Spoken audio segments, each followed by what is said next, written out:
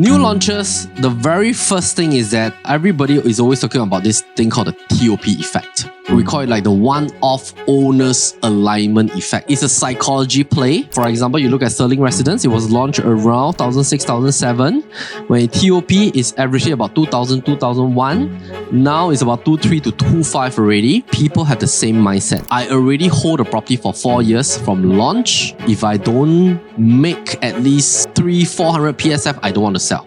Because anyway, I bought cheap. And then they will be thinking, the new launch is already 2005. I don't want to sell low. You don't have to form a chat group to tell all the owners that, hey, everybody, let's sell at this price. Everybody will sort of think like this. Feeling like a brand new me. For the very first time, I'm right where I'm meant to be. Brand new me.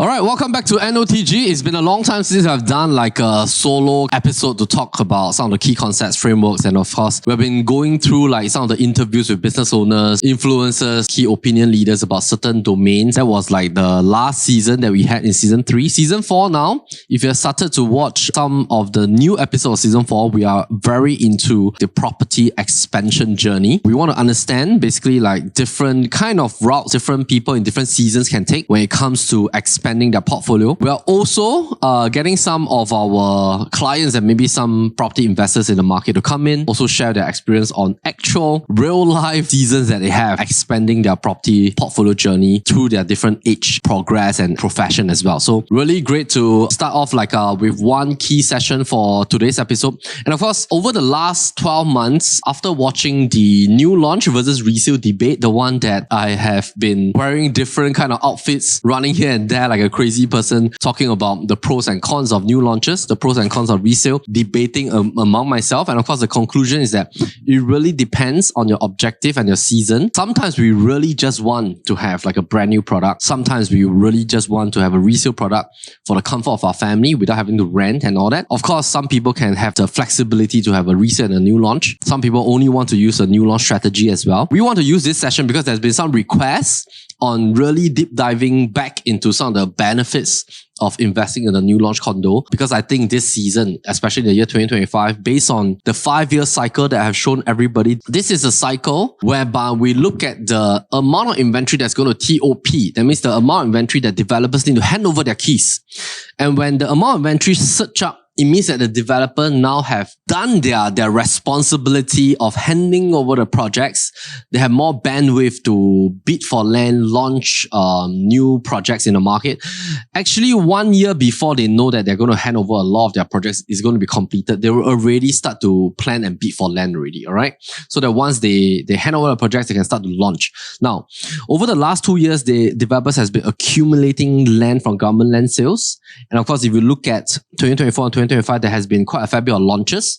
Now in the Q3 and Q4 of 2025, there's going to be a renewed amount of launches, especially in the CCR region. Not so much OCR, but RCR also has just a fair bit only, but majority are in CCR. And really, it's very interesting to look at what is coming out from the floor plan architecture, because developers' point of view is that they want to make sure that the quantum perspective is a very attractive portion in order to clear their stock. So I believe that in the year 2025 and 2026, this is the year that demand shifts back to new launches, because the resale pricing has also caught up already, with a lot of resale owners asking for future price. Nothing wrong with that, because as a resale owner, I also want to make sure that I can sell at a very good price, because I'll be asking myself, if I don't sell at this price, then what can I buy, right? I want to make sure I have enough profit that I can buy something, whether it's a lender or new launch or whatever. I also want to make sure that I got a good deal for my own property. So we can already notice, especially in OCR, a lot of owners are starting to ask for future pricing. 3-beders can be up to $1.8, $1.9 million. Of course, averagely, you can still get about 1.5, 1.6 for some of the OCR regions, but we are already seeing people asking for higher tier pricing that is closing into 1.8 and $2 million. That will mean that buyers now will be even more distinct in looking at quantum perspective, because some of the new launches that's coming out now, some clients have been asking me about like some CCR, like example River Green. They've been asking about the new one at Robertson. They've also been asking about Springleaf. They've been asking about how about the one at Canberra. From a quantum perspective, if the developer is strategic enough, I think in terms of the quantum play, they can clear a lot of stock if they hit the right sweet spot for the buyer. So these 2 years will be very focused on new launches, and I believe that once the developer clear, we will then hit into a new season whereby we will then hit a new high of what we call a new launch PSF benchmark breakthrough that might happen in the year 2028. And so far, the 5-year cycle has been quite consistent over the last 10-15 years. Today's episode, we want to deep dive into some of the pros of new launch again, just in case you want to recap. And of course, there's like 10 over reasons why about 50% of the transactions on a month-to-month basis are on new launches, 50% on resale. There are buyers that are very into new launch, buyers into resale. Some own both. I myself own a resale and new launch as well. We want to make sure that in terms of the perspective, we understand both sides of the coin. All right. New launches, the very first thing is that everybody is always talking about this thing called the TOP effect. So TOP effect, basically in terms of the effect, we call it like the one-off owners alignment effect. It's a psychology play, and psychology play means that, for example, you look at Springleaf Residence, it was launched around 2006, 2007, when TOP is averagely about 2000, 2001. Now it's about 2.3 to 2.5 already. Not all projects enjoy this. Most of the projects that enjoy this are bigger developments, maybe 300, 400, 500 units upwards. There is, of course, like a combined psychology that people have the same mindset. That means they always have this mindset whereby I already hold a property for 4 years from launch. If I don't make at least 200, 300, 400 PSF, I don't want to sell. Because anyway, I bought cheap. So from the time that I bought, maybe Riverfront is this price. But maybe now, this was last year's slides. Basically, they're out asking about $2,000 averagely. And then they will be thinking, the new launch is already 2,005. I don't want to sell low. All right. When my project TOP, I waited. I exchanged my time for comfort. I went to rent. If somebody wants to buy from me, I make sure I want to see a profit. If not, I don't want to sell. So this is a one-off psychology that you don't have to form a chat group to tell all the owners that, hey, everybody, let's sell at this price. Everybody will sort of think like this. So they will either think that if I don't see this profit, I don't sell, or I will just rent out, or I'll just stay. So we call it our TOP effect. All right. Now, one beauty is that there's no COV. That means when you buy a new launch, somehow you don't have to call the bank and ask, hey, what's the valuation of this new launch? Example, Springleaf is going to launch and you don't have to call the banker and say, I want to buy a 3-bedder at Springleaf and can you give me the valuation? You don't have to. Why? Because that's just the way how it works in Singapore. When you buy a resale property, you have to ask for valuation because, for example, the owner asked for 2.5 million, but you call all the banks and every bank only value at $2 million for this 3-bedder in the OCR region. You have to top up the 500,000 in cash on top of your 25% down payment of the $2 million valuation. So resale property potentially can attract COV if the bank cannot match your purchase price. And new launches, there's no such issue. All right. So don't ask me why. I can tell you privately why it does happens like this, but on a level like this, that's just how the way the valuation system works. Okay. The third reason is that you have 3 audiences. Okay. When you buy a new launches, the 3 audiences is that you have an extra set of buyers that only like to buy properties that nobody stayed before.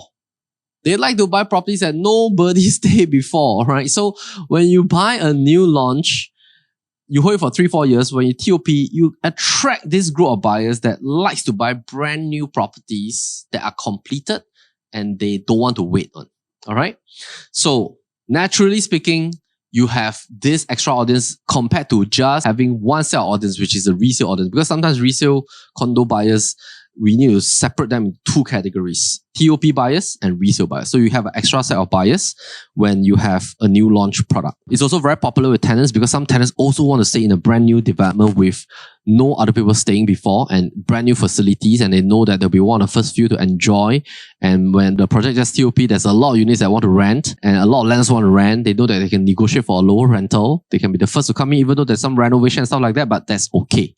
At least they enjoy the full facilities brand new. You also enjoy new design, architecture, and facilities, and everything is brand new. The rental cost is very low because now developers are even throwing in ceiling fans and all that. Your kitchen cabinetry, your wetworks, your tiles, everything is done. Your wardrobes are done. Your bathrooms are all done. Everything is done. You just need to put in curtains and lights. Some projects also throw in lights as well. And everything is done. ACs are new. You have defect warranty. And the rental cost can be kept really low. Sometimes just spend less than $10,000. You can just do everything. All right. There's progressive payment, which is the darling of new launches. Everybody loves this in the fact that the stress is low. Rather than paying a full-on monthly installment right at the start after you buy the property, you complete 3 months later, straight away you need to pay MCST, property tax, start SP services account. Then after that, full installment, kickstart. And basically, when you buy something at progressive, you just need to pay progressively. So your monthly installment can start all the way from like $500 to $2,000, $3,000, $4,000. Then the full installment of $8,000 kicks in 6 to 12 months after you hit CSC. But when you TOP, you still enjoy a lower amount of installment because the last 15% has not been dispersed. So this is the darling of new launches, is that a lot of buyers, they like this progressive payment. Now, the SSD period, of course, now is no longer 3 years. It has been increased to 4 years already. But nevertheless, if you buy a launch, most of the time it still take about 4 years. For example, Springleaf, now is the year 2025. Estimated TOP is second half 2029. But of course, sometimes it will be earlier than what is written on the paper. But averagely, it's about 3 to 4 years. And by the time, most people have already cleared the SSD. Unless you're buying a balanced inventory unit at a launch has been launched, then maybe your SSD period will be later on. But sometimes it's not a bad thing as well. Let me come to the screen. For example, this property has been launched in the year 2024. All right.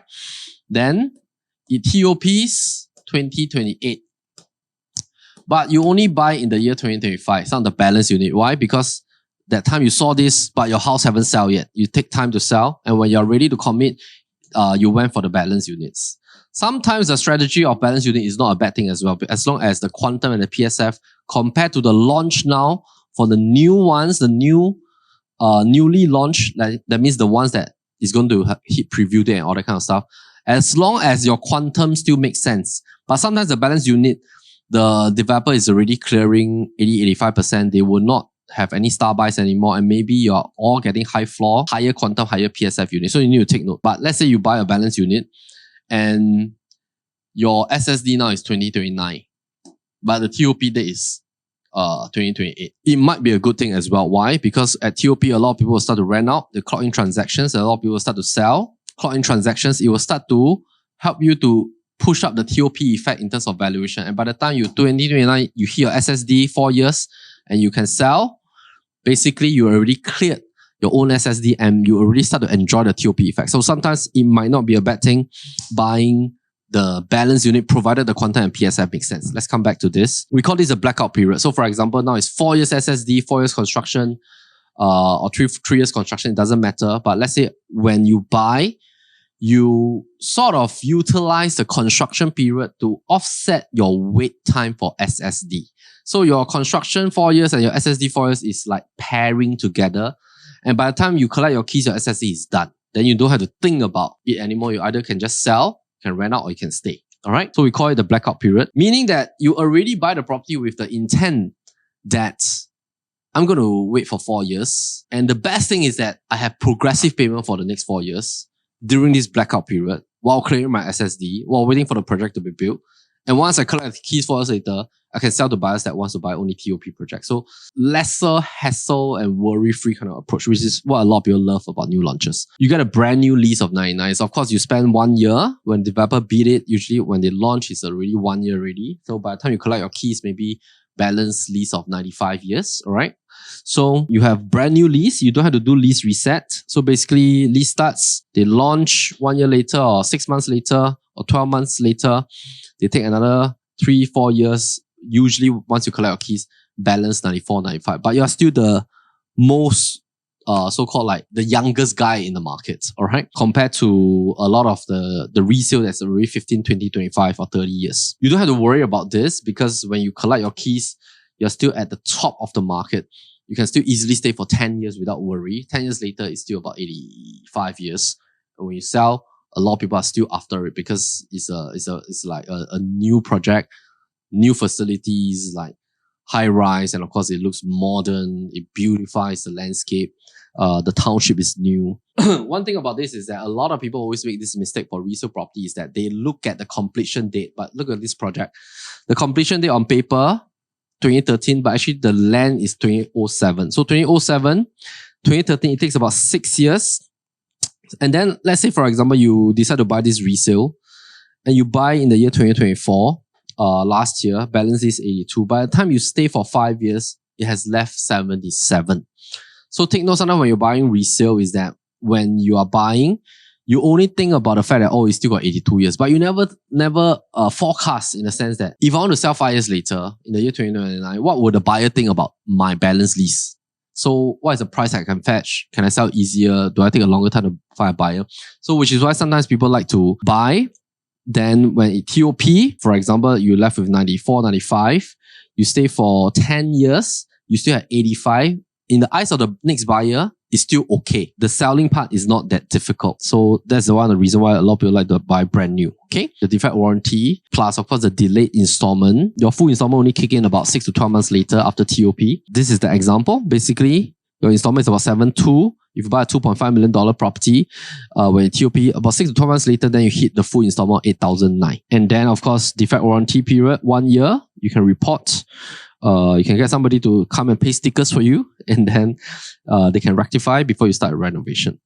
Now, new launch BST can also be paid directly from an OA account. Resale cannot. You have to use cash, then refund back from a CPF, which might affect your cash flow. But the important thing is that this frees up more down payment at the start. I think a lot of people like this first mover advantage because sometimes the buyers might rate the developer, once they launch, they sell 60, 70, 80%, then they might launch maybe phase 2, phase 3 to increase price while they start to focus on other projects. So this project, they will just leave it there, let it clear by itself. Then they will go and bid for new land, settle the other project. So let's say if this hits 70, 80%, they are very confident already. They will hold their price or they might increase price. Because maybe the next land bid price is higher, then the whole market moves out in tandem, then they might increase price or they just hold their price. This is an impact whereby if the developer and the market allows, then the developer itself is helping you to increase the price without you doing anything by being the first mover advantage. So we call this like auto increase in price because of the developer's action, right? So basically, once it TOP, you already start to enjoy the appreciation without doing anything because the developer has increased the price for you, all right? And when people buy it, they lodge in a transaction, the PSF is already going up on its own basis. So last but not least, the price is consistent. You don't have to worry about negotiation with the owner.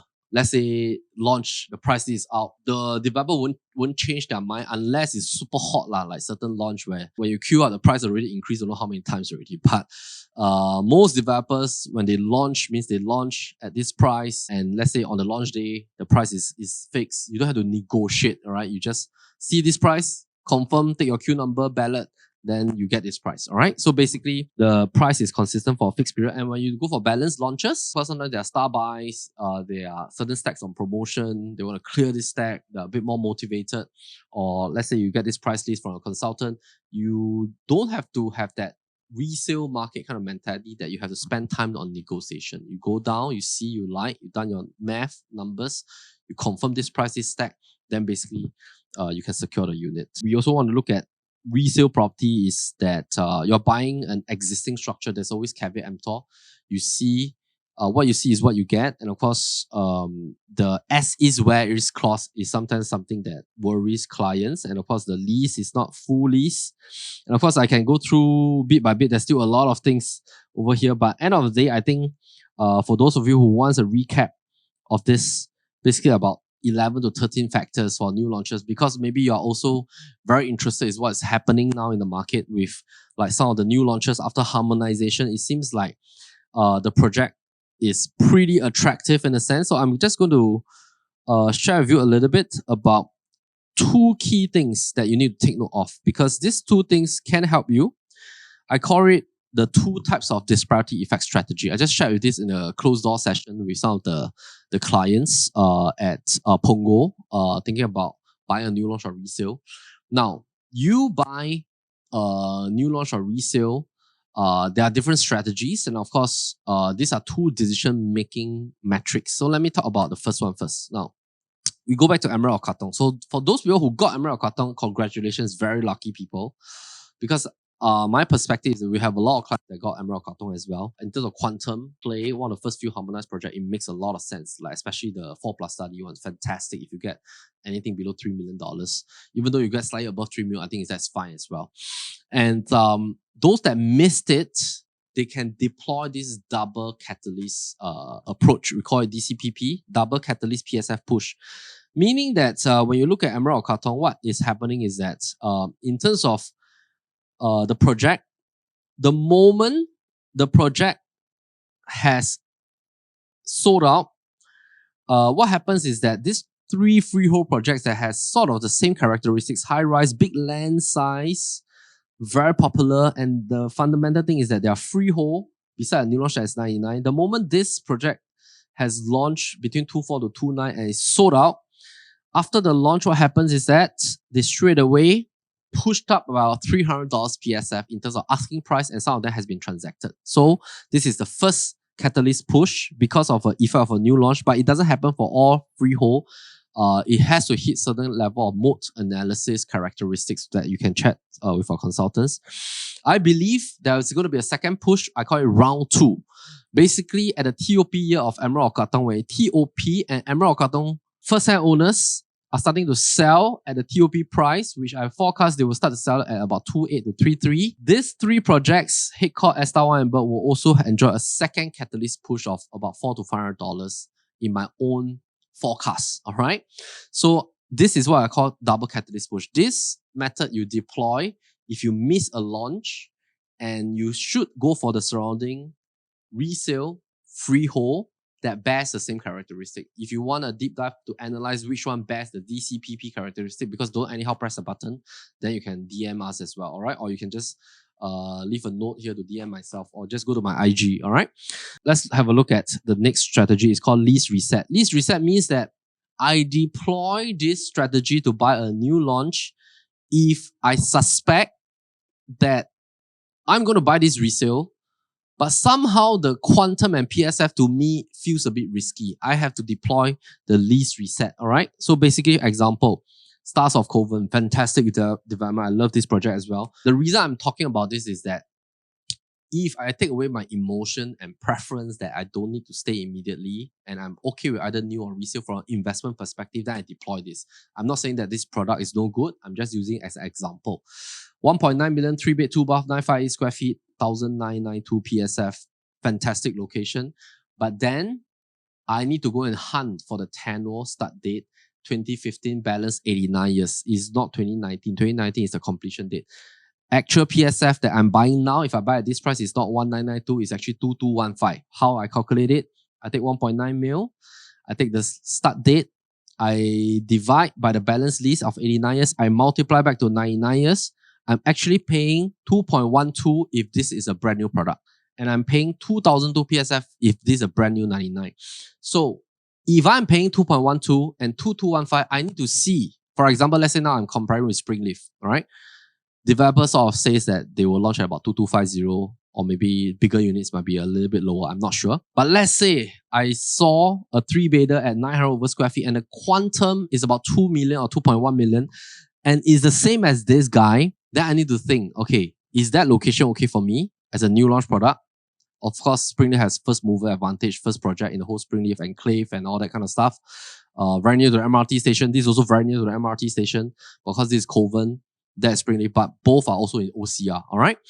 So I need to ask myself, actually, if I buy these resales, this second-hand resale property is like new and second-hand car, I'm still actually paying 2.12 if it's brand new and 2215 PSF is brand new. And that at 2250 and maybe 2.1 million is also brand new. 3 years or 4 years later, Springleaf is going to be TOP. This will have a balance of 85 years. And technically speaking, how do I foresee? How do I visualize this? All right. You have to visualize 4 years later. You buy Stars or Coven, it's going to be 84, 85 years. Springleaf is going to hit TOP. You bought that at 2.1 million. 2250 PSF, 3-bedder, 900 over square feet. This, you technically, on paper, you bought 1.9, but behind the scenes, actually, you're buying 2.1. You are buying 1.9 is because it's 89 years. All right? So if you get that disparity, you get that kind of mindset, then you would need to deploy a lease reset calculation to see if it makes sense for you. All right?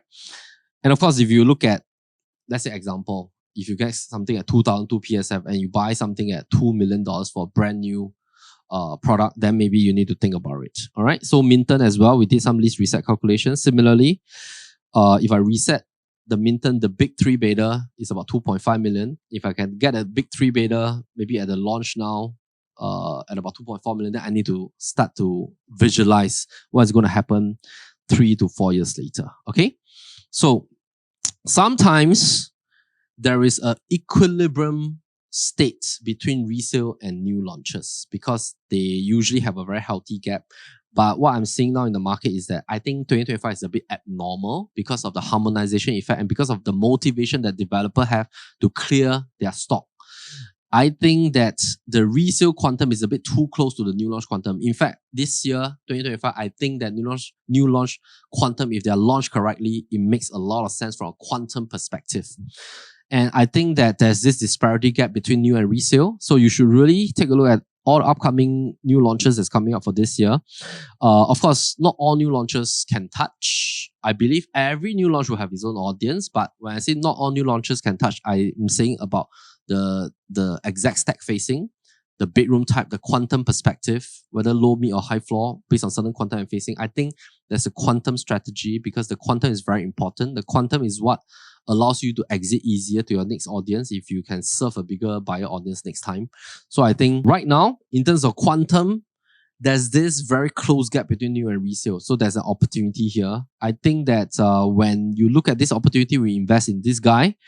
In future, you can invest back into resale after the next round. Example, when you do this round, after you TOP, when you sell, by then it could be a resale market. Next year, I believe once by the end of 2026, when a lot of the new launches are cleared out, new GRS are being launched, developer that a bit higher, launch higher, we might hit a new high towards 2028.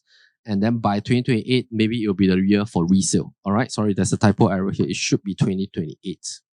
All right. So basically, that's for today's episode. Is really to deep dive into some of the key aspects of new launch condos because a lot of people have been asking me what are the benefits, why people buy new launch, don't look at resale. It's not that they don't look at it, it's that there's different pros and cons for each type. There's no right and wrong. It's just a matter of understanding the mechanics and then weighing your options using a few frameworks like the DCPP frameworks and the lease reset framework. And of course, we have a lot of other frameworks as well. If you want to get in touch with us, one-to-one consult, just DM us, DM me, and then I'll be able to arrange something for you. So meantime, we'll see you on the next NOTG episode and take care.